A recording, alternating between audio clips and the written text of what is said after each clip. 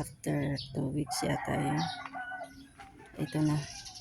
Okay, tapos yung mga tanim. Ayan. Diba? Lalaki na ng talong. Yan yung talong ng mumulaklak na. Ayan. Yung sili na mumulaklak na rin. Ayan. Yung lagbating lalaki na, diba? Sarap ng pitasin. Ay, talbusan pala, hindi pitasin. Tapos ito na yung ampalaya. Diba? Ang liliit nun. Yama! Ang dami ng bunga. At ang dami ng talbos. Diba? Ang dami ng bunga. Diba? Ang saya-saya. Nauulaman na namin yan. Napipitasan na namin. Ayan.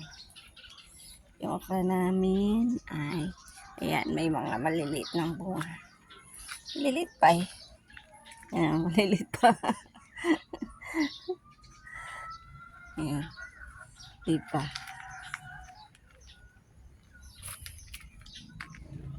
Yung sitaw.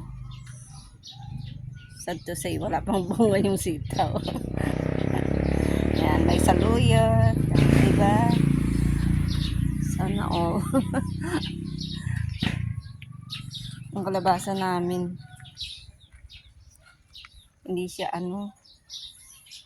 maganda siya kaso nga lang parang hindi nabubuhay yung kanyang bulaklak. Kaya naghanap kami ng ilalagay kong pampabulaklak. Ayan. Yan guys. Ayan. Yung sitaw namumulaklak na rin. Ayan. Ay may bunga na rin siya oh.